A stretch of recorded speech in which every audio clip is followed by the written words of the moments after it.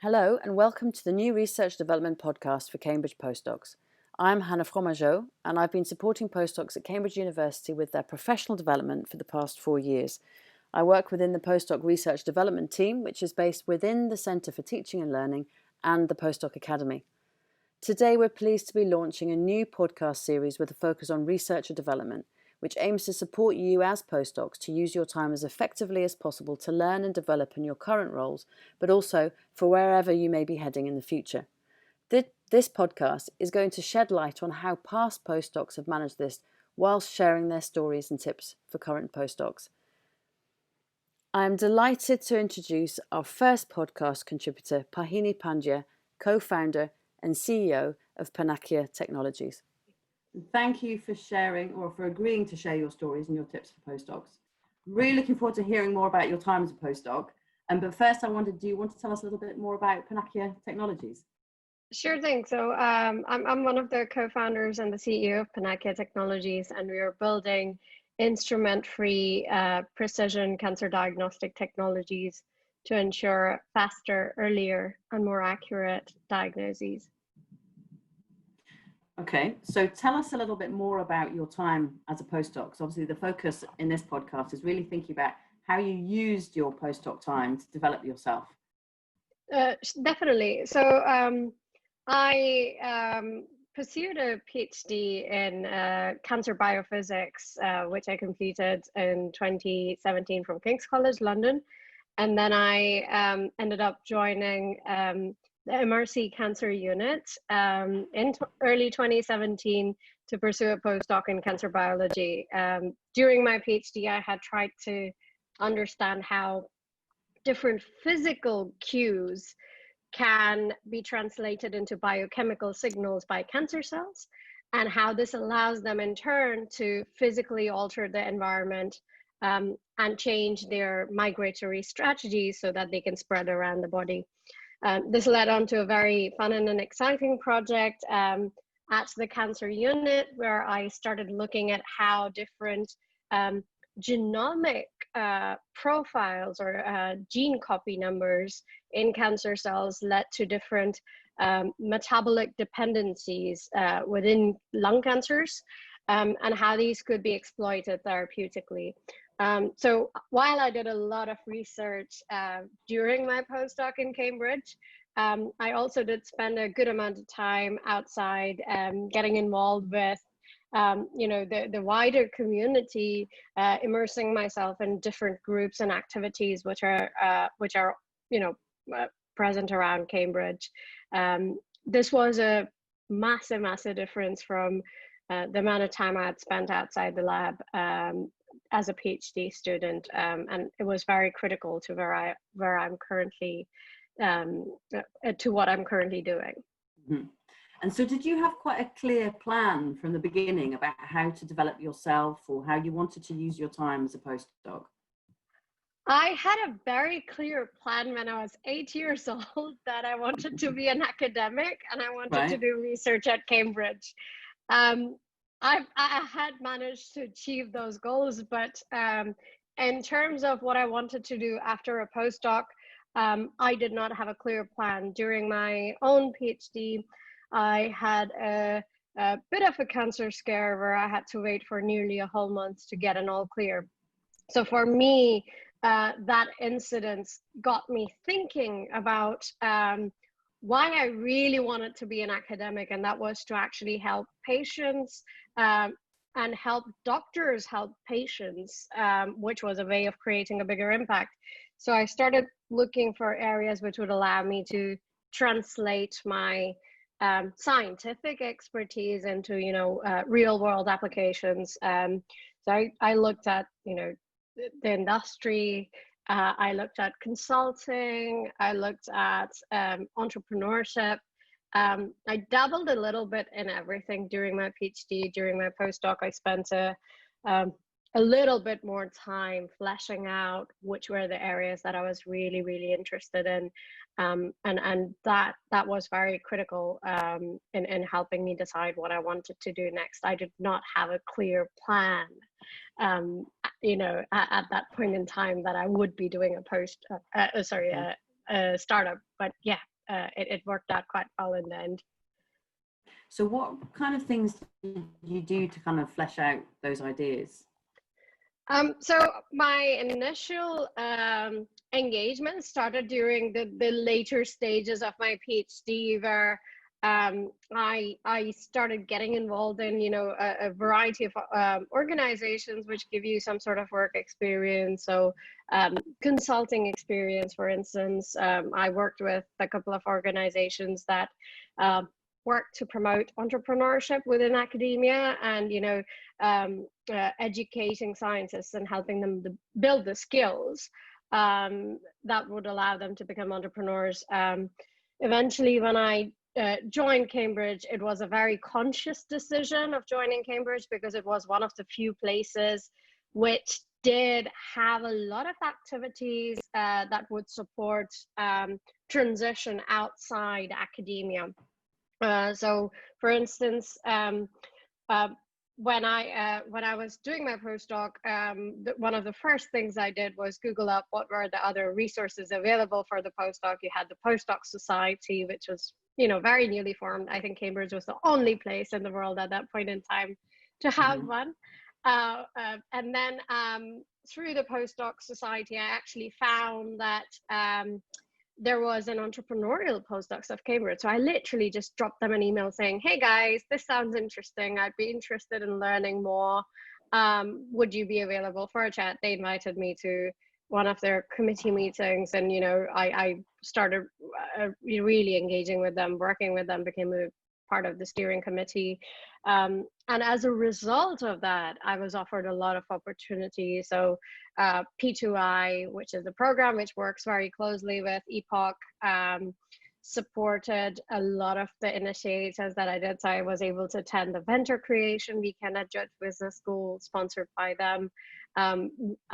We ended up winning a prize, and, you know, we decided to continue on with the idea, just dabbling, you know, on the side, nothing full-time, nothing serious.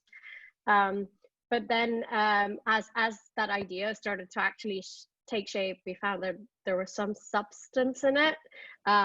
We started taking it a little bit more seriously, and then I applied to the Maxwell Center's program Impulse, which was again sponsored by P2I. You know, I wouldn't have been able to attend any of these programs without the P2I's help. So that was incredibly useful for me, and it allowed me over, you know, a 2 to 3 month period, just doing a lot of self work, learning what are the key skills which were needed, understanding the basics of business. And then, you know, learning how to pitch this idea to investors and what would I need in order to be able to fundraise so that I could build a business. That eventually led me to applying to the AstraZeneca Science Startup Competition, which again, I found out because I was very involved with EPOC. We were in the top 3 teams there, and eventually got an offer for a place at the Cambridge Judge Business School's Ignite program. You know, as you can see, it started off with one thing, but that one thing led to many. Most of these are interlinked, and then people are very, very willing to support postdocs transition. So eventually I decided to, you know, take a full-time leap and join Entrepreneur First to find the right co-founder who had complementary expertise and that would allow me to build. Even Entrepreneur First on its own did offer me a lot of tools, which then built on the previous expertise and the knowledge that I had built. Sounds like you were really exploratory at the beginning. And as you say, the idea of kind of finding one place that supported you then leads you onto a whole area that you wouldn't have known about otherwise. And one thing that often comes up when I'm talking to postdocs is, how did you find the time to do this whilst you were also doing your postdoc and all the work that you have to do as a postdoc, you know, all the multiple priorities that you're having to manage, as well as having kind of work-life balance, or, you know, doing all the things that in life you want to do? Yeah, so I mean, I think first and foremost, I agree, it was very exploratory. I had kept all my options open. I think the key part here was being proactive and keeping all your options open and not having any inherent biases, which might block you from an actually very, very useful, very helpful path. Like initially when I had joined my PhD, I was like, I am going to be an academic and that's it, period. But when I had my wake up call, so to speak, it made me realize that, academia was not the only way to create an impact, and I could still do what I love doing. I just had to figure out what was the path which best allowed me to do that.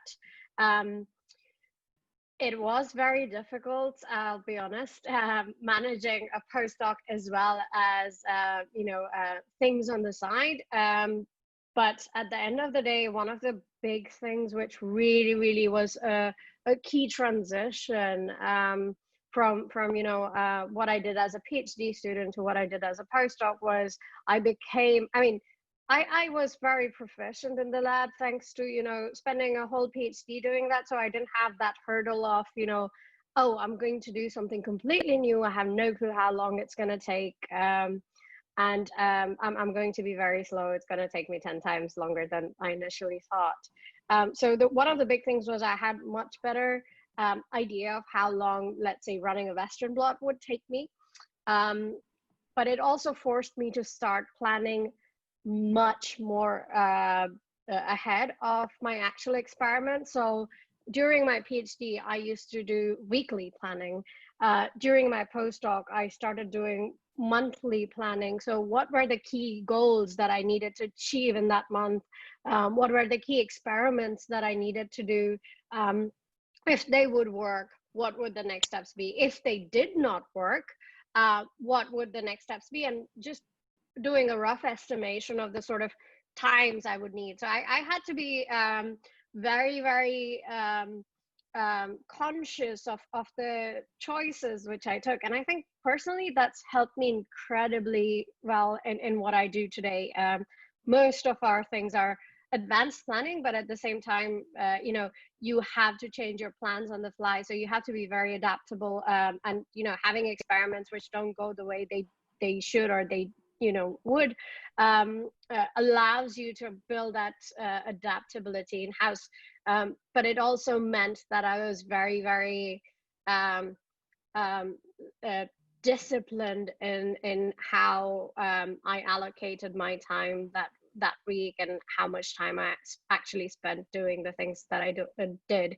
On a personal front, it also really helped to have a buy-in from my partner, so that, having a very supportive family around you really, really helps. And it's very important to keep them in the loop of what you're doing, how long you'll be gone for, so that you can plan your things at home as well, much more in advance.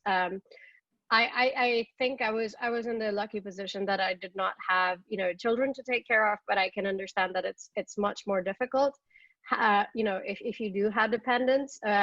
Having said that, I have seen several postdocs smash it. One of my colleagues who I met during my journey in Cambridge, she had 2 children, she was doing a postdoc, and she had 2 startups. So it is doable. She was probably 10 times more disciplined than I am.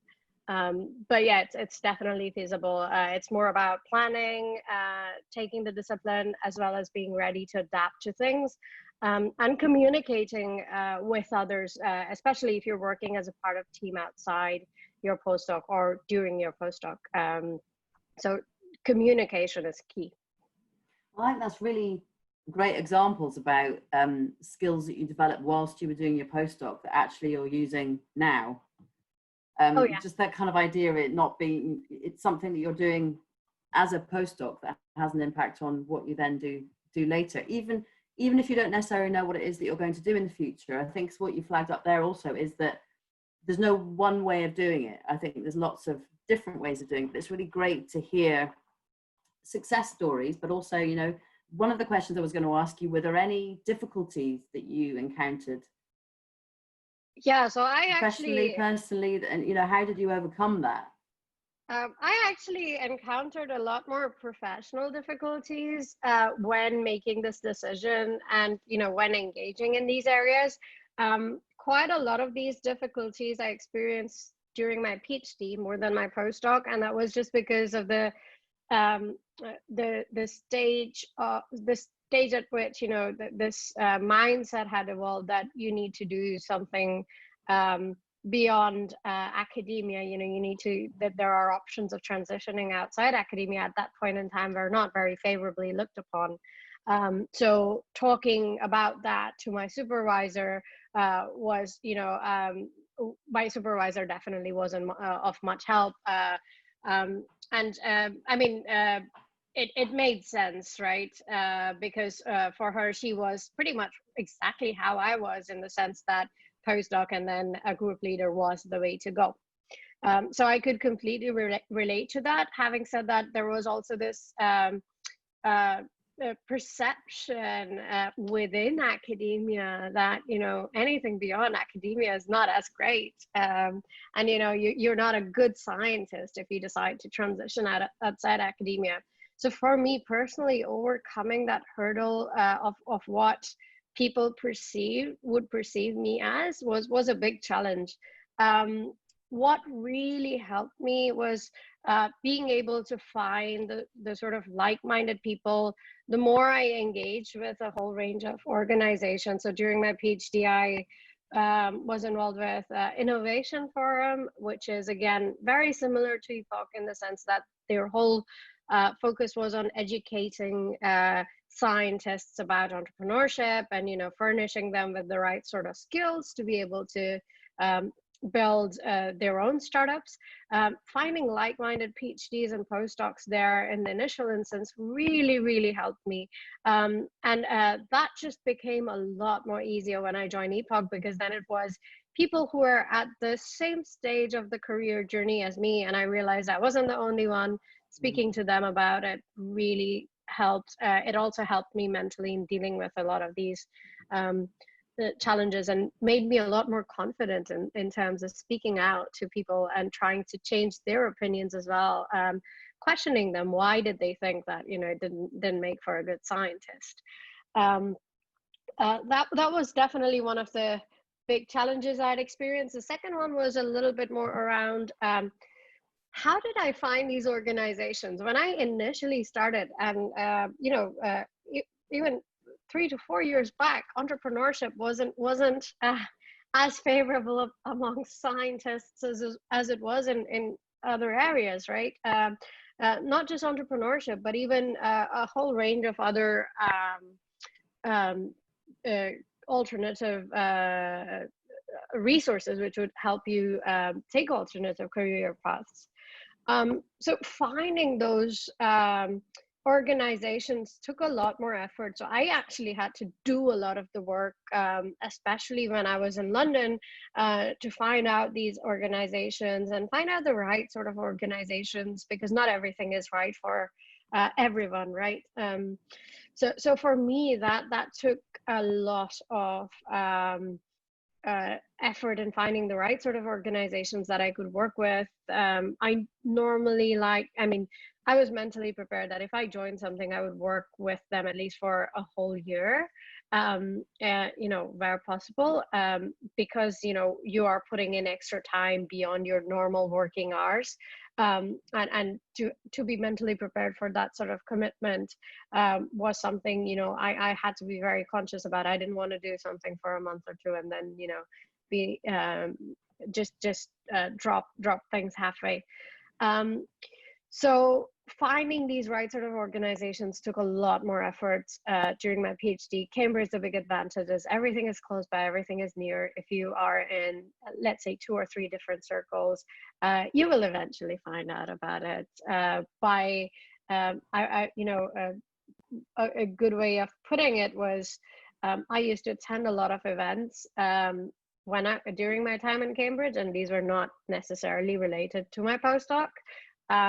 By the end of the first year, there would always be at least 4 to 5 people who I would know at any given event that I'd go to. that's the sort of when you have those sort of diverse networks, it really helps for the information flow. And I think now things are a lot better signposted. If you just take that first initial step, you'll realize that there's tons of opportunities which present themselves to you.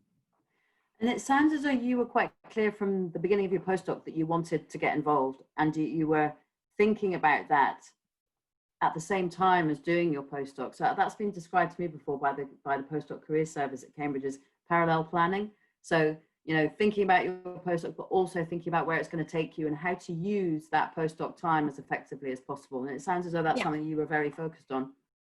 Yeah, so when I joined my postdoc, I was already questioning whether academia was the way to go for me. I think that really helped in terms of, I just wanted to make sure that the decision I made was the right decision, and I didn't want to rush into anything else because it's easier. I mean, this was my perception, that it's easier to transition outside academia anytime, but to go back in is very, very difficult. So I wanted to make sure that, I was 100% certain that this was the route I wanted to go, or at the very least that, I wanted to go out of academia and were there any ways which would allow me to still retain my ties to academia.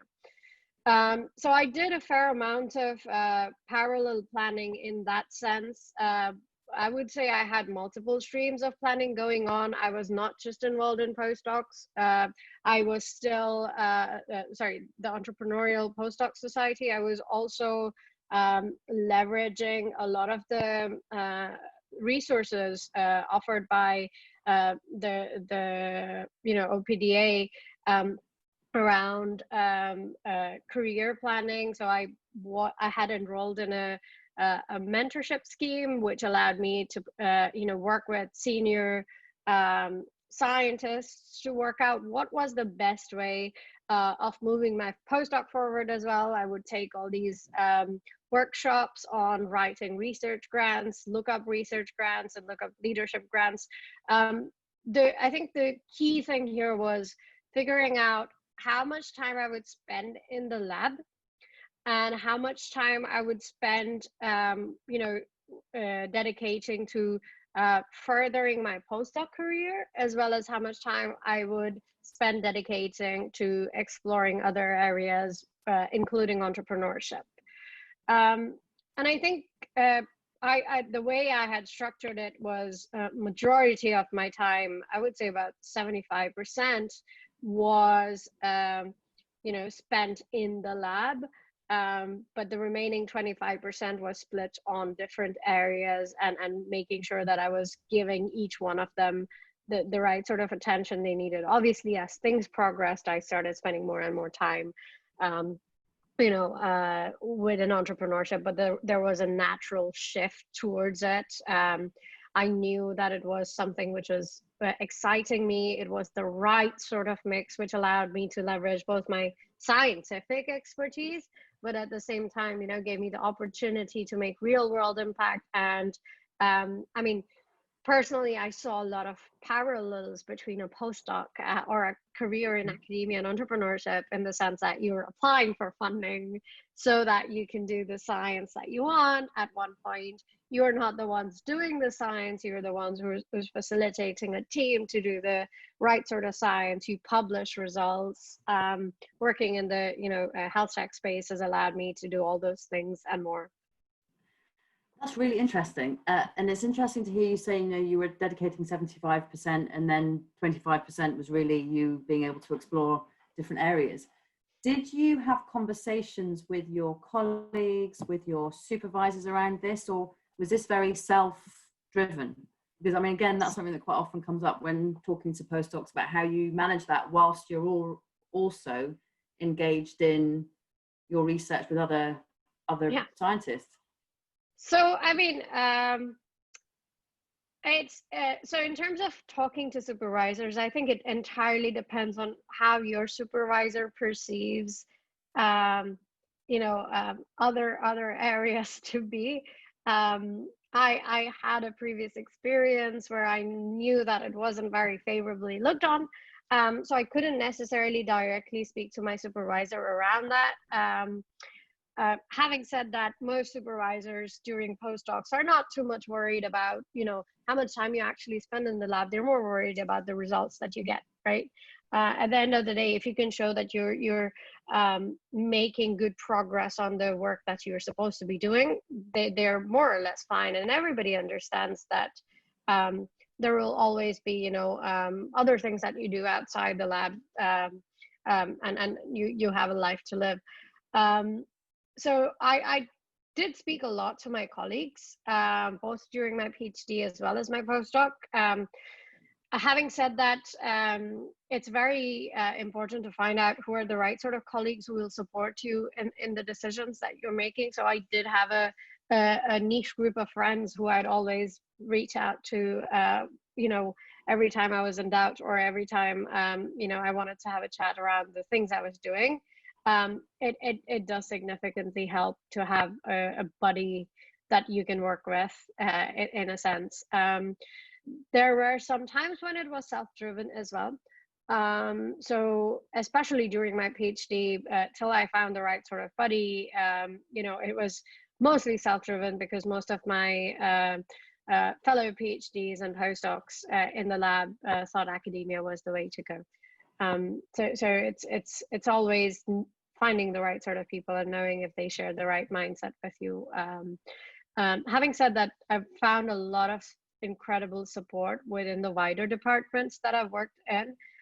So there will always be people from the management, other supervisors who are very encouraging, so to speak, and will actually help you find out the right sort of opportunities as well.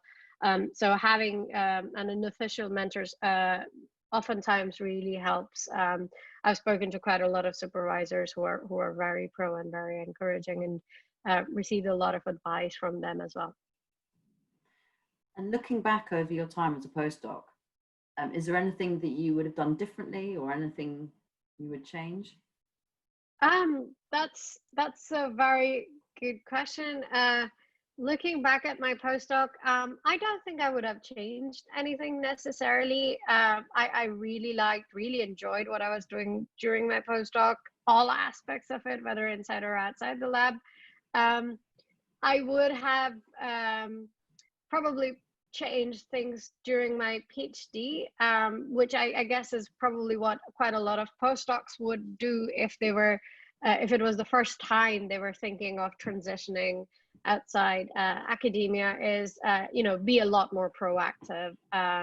There are a lot of opportunities, and personally I felt that I should have even just out of sheer curiosity just attended a few events and seen what it was about. I think it's important for people to recognize that just because you're attending something doesn't mean you have to make the decision. It's for your own personal growth, and you should always think about your personal growth and make sure that you are aware of the real world. Academia oftentimes can be a bubble, and it's your own responsibility to decide whether you choose to be retained in a bubble, or grow as a person, and grow with an understanding of even how your science will help others later down the line. I think there are a lot of resources now, more than there were 5 years back. I think that's great advice, and that kind of leads me on to my final question, was, what would be your top tips to give postdocs now in relation to developing themselves whilst they're in their contract as a postdoc? So I would say first and foremost, be very, very proactive. Second one is be open to change. Don't close off certain options just because they're not appealing at that point in time. It's life at the end of the day. Whether we work or whether we are at home, it's life, right? And life changes. So keep your doors open. You never know when you might need it. And the third thing is be persistent, be disciplined and persistent. it will get you very, very far. And I would finally say, be confident in yourself. I know that there are a lot of scientists who are not that confident, who would say, oh, I'm a scientist, I don't have the skills, who's going to want me? The reality is there are a lot of transferable skills we build as PhDs and postdocs that we oftentimes don't realize. And I mean, for me, as I mentioned, I saw a lot of parallels between academia and entrepreneurship, and I'm very, very certain that once you start thinking about it, you'll realize you already have the skills. Well, thank you. I mean, that's great advice. And also it's been really interesting to hear about your postdoc and how it's obviously had such an impact on what you're doing now. And it sounds like you've been very exploratory and you've really let yourself develop, but also find out what's going on out there that helps you then see what other opportunities are that would come up, and it's helped you kind of get to where you are now. Yeah. One last thought I had really was about, we can't really go without having a mention about COVID. And, what would have happened, do you think, if COVID had happened whilst you were in the middle of your postdoc? So thinking about, how do postdocs, the whole idea of being proactive is so useful in this, because actually the idea of starting early is really important, because you don't know what's going to come along. And from your perspective, if you were to look, how would, if COVID had happened during your postdoc, would that might have changed what you were in the middle of doing? Preparing for the unexpected. I mean, 100%. That's actually a very interesting and a very nice question. The real answer is I don't know, but based on what I have done currently during COVID and what I've seen some of the other postdocs do during COVID is I definitely have been a lot more proactive in pushing my projects forward. So there are a lot of things like analyses and future planning that you can already do. And a lot of in silico things that you can do nowadays, which is pretty amazing. So I would have definitely moved my postdoc project in that direction in terms of engaging with a lot of these opportunities. I think there are 10 times more opportunities to attend these things. I think because we're all working from home, there's a degree of flexibility that we have during our work times, which we didn't have before. So I would definitely I have been spending a lot of time attending a lot of webinars. Most of these webinars are now free, which in the past would have been charged for as a physical event.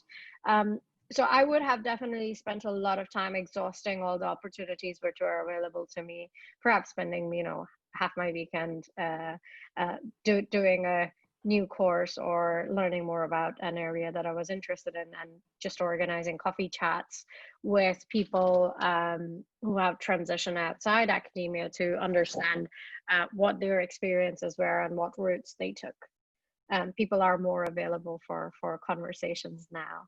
And I think I see the community has come together in a very, very amazing way. Well, that kind of leads me to say thank you very much for sharing your tips and your experiences and what sounds like an amazing journey from PhD to postdoc to where you are now. So I wish you loads of luck with what you're doing. Thank you. And thank you very much for your time. It's been really great. Thanks so much, Hannah. Lovely speaking to you as well.